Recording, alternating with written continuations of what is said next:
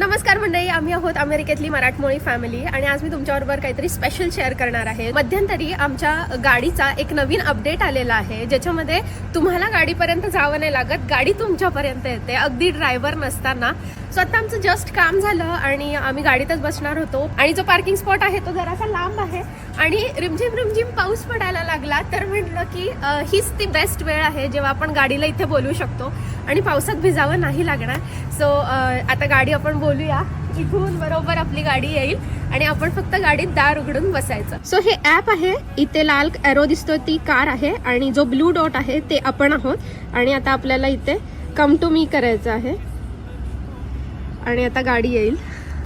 तुम्हाला दिसत असेल रेड कलरची कार येते आपली आणि ड्रायव्हिंग सीटला कोणीच नाही आहे,